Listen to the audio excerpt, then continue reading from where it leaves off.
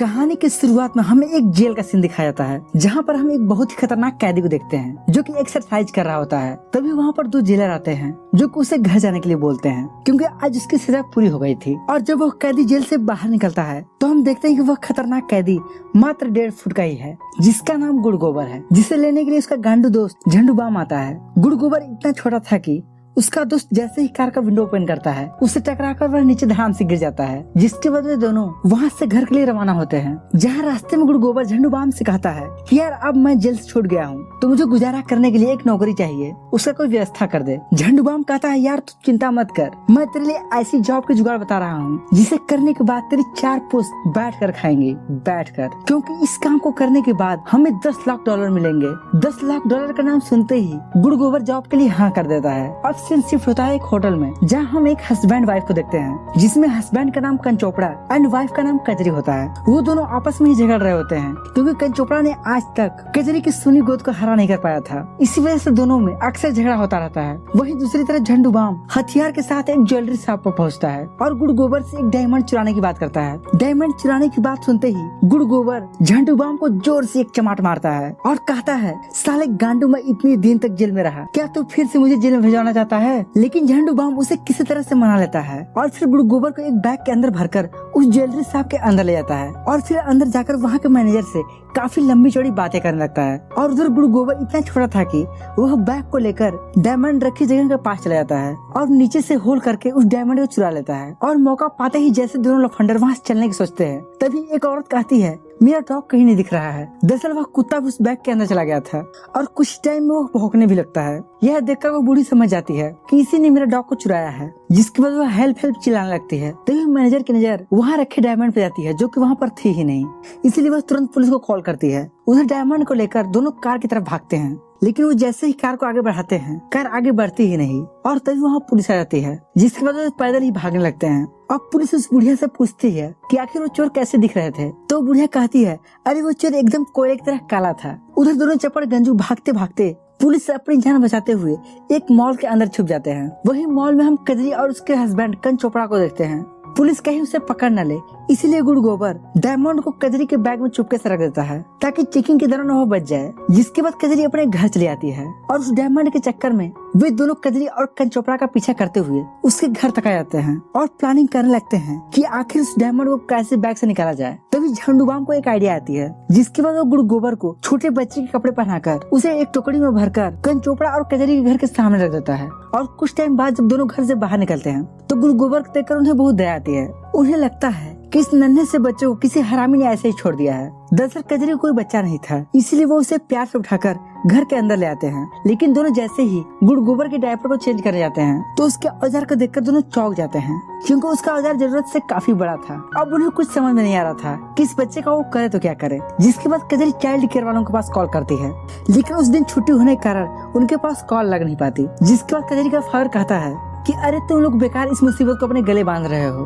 हम लोगों ने इसे जहाँ से उठाया उसे वहीं पर रख देते हैं। लेकिन कजरी को उस बच्चे को देखकर दया आ रही थी, इसलिए वो सीधे पुलिस को कॉल करने लगती है। लेकिन पुलिस का नाम सुनते ही गुड़ गोबर की गांड फट के हाथ में आती है, क्योंकि पुलिस गुड़ गोबर को देखते ही पहचान जाएगी और उसे फिर से जेल के अंदर डाल देगी। इसलिए वह जोर जोर से रोने लगता है। यह देखकर कंचोपड़ा और कजरी को लगता है कि शायद इसे कोई हेल्थ प्रॉब्लम है, जिस वजह से वह उसे दिखाने के लिए एक डॉक्टर के पास ले जाते हैं। और डॉक्टर जब उसका चेकअप करता है तो वह भी काफी हैरान हो जाता है, क्योंकि गुड़ गोबर की बॉडी में बहुत डेंजर टैटू और खतरनाक कट होते हैं। यह देखकर डॉक्टर को सर कुछ शक होने लगता है, लेकिन यह देखकर कजरी और कंचोपड़ा को लगता है कि शायद यह दर्द इस बच्चे को उसकी फैमिली वालों ने दिया है। और तभी मौका पाकर गुड़ गोबर कजरी के बैग को लेकर वहाँ से भागने लगता है, लेकिन तभी बाहर एक पुलिस वाला उसे पकड़ लेता है और बच्चा समझकर उसे गोद में उठा लेता है। तभी उसे खोजते हुए कजरी और कंचोपड़ा भी वहाँ आ जाते हैं। कजरी उसके बारे में पुलिस वाले को बताने वाले थे कि तभी गुड़ गोबर कजरी को मॉम कहकर बुलाता है। मॉम सुनते ही कजरी इमोशनल हो जाती है, क्योंकि उसे कोई बच्चा नहीं था और उसे अपने गोद में उठा लेती है।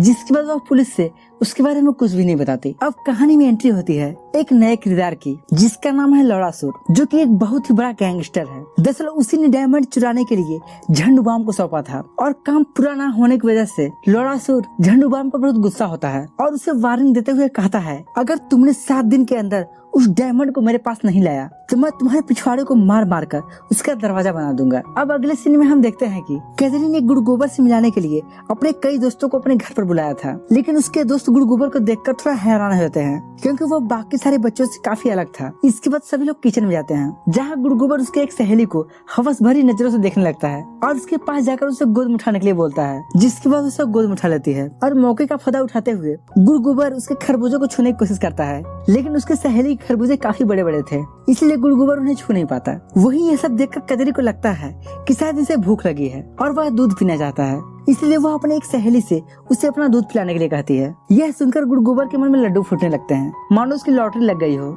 और वह तुरंत झट से उसके दोनों खरबूजों को दबा दबा कर निचोड़ डालता है। अब कुछ समय बाद सभी लोग बकचोदी करके वहाँ से जाने लगते हैं और जाते वक्त सभी लोग गुड़ गोबर को एक छोटा सा बच्चा समझकर उसे किस करते हुए जाते हैं, लेकिन गुड़ गोबर इस मौके का फुल फायदा उठाता है और वो पिलक्कड़ के जैसा उनके पूरे ओठों को चूस डालता है। कुछ टाइम बाद कजरी उसके कपड़े को चेंज कर उसे सुला देती है, लेकिन उस बहन के लैंड की आधी रात में नींद खुल जाती है और वह जल्दी जल्दी से हीरे खोजने लगता है और उसे जैसे हीरा मिल जाता है तो वह तुरंत अपने दोस्त झंडू बम को कॉल करने लगता है, लेकिन तभी उसके पीछे कजरी का फायदा जाता है और उसे चोर समझकर उसके पिछवाड़े पर बंदूक तान देता है। यह देखकर बेटा गुड़ गोबर की गांड फट जाती है, लेकिन तभी वहाँ पर कंचोपड़ा जाता है और उसे बचा लेता है। अब अगली सुबह कजरी तैयार होकर अपने ऑफिस चली जाती है। इसके बाद कंचोपड़ा गुड़ गोबर को घुमाने के लिए एक पार्क में लेकर जाता है जहाँ वो अपने दोस्तों से बातें करने लगता है। तभी वहाँ पर गुड़ गोबर का दोस्त झंडू बाम भी आ जाता है, जिसे गुड़ गोबर बताता है कि उस टेबल पर रखे बैग में ही डायमंड है, उसे जल्दी से ले लो। यह सुनकर झंडू बाम टेबल के पास जाता है, लेकिन वहाँ पर 3 बैग होता है। यह देखकर वह पगला जाता है कि वह किस बैग को उठाए और मौका पाकर वह किसी एक बैग को लेकर वहाँ से भाग जाता है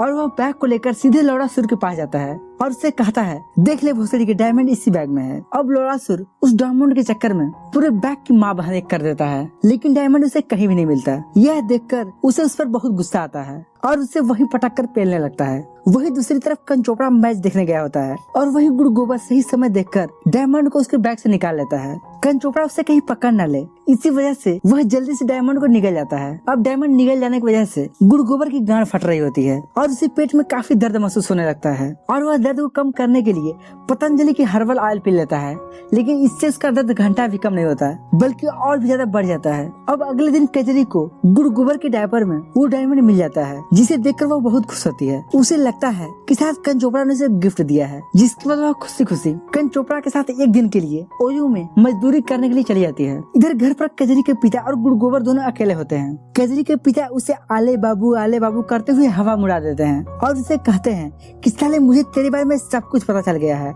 कि तू 1 नंबर का चोर है, मैंने तेरे बारे में सब कुछ टीवी में देख लिया है। जिसके बाद कजरी के पिता उसे मारने की कोशिश करने लगते हैं, लेकिन तभी वहाँ पर दोनों चूतिया आ जाते हैं और गुड़ गोबर को उससे बचा लेते हैं। जहाँ कजरी को लगने लगता है कि शायद सच में उसके फादर अब पागल हो गए हैं, इसीलिए वो उन्हें मेंटल हॉस्पिटल में भिजवा देती है। कुछ समय बाद दोनों गुड़ गोबर को घर में खोजने लगते हैं, लेकिन वह उन्हें कहीं भी नहीं मिलता। दरअसल वो अपने दोस्त झंडू बाम के साथ डायमंड को लेकर वहाँ से फरार हो गया था। रास्ते में झंडू बाम गुड़ गोबर से कहता है कि तुम सही समय पर वहाँ से निकल आए, आज लोड़ासुर उस घर पर डायमंड के लिए अटैक करने वाला है। यह सुनकर गुड़ गोबर कहता है कि हमें वापस चलना चाहिए, हम उन्हें ऐसे ही मारने के लिए नहीं छोड़ सकते। दरअसल वह कजरी और कंचोपड़ा से मन ही मन प्यार करने लगा था। वहीं दूसरी तरफ लोड़ासुर कंचोपड़ा के घर आकर उससे डायमंड के बारे में पूछने लगता है, लेकिन उससे इसके बारे में कुछ भी नहीं पता होता, इसलिए वह कंचोपड़ा को मारने ही वाला होता है कि तभी वहाँ पर गुड़ गोबर आ जाता है, जिसके बाद लोड़ासुर और उसके साथियों को कुत्ते की मौत मारने लगता है। तभी थोड़ी देर में वहाँ पुलिस भी आ जाती है, जिसके बाद लोड़ासुर और उसके साथियों को गिरफ्तार करके ले जाती है।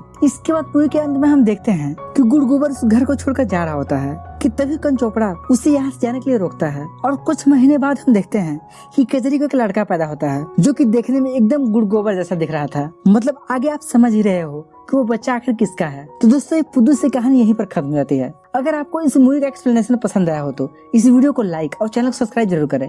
बाकी हम मिलते हैं एक नए दिन एक जबरदस्त वीडियो के साथ। तब तक के लिए बाय बाय।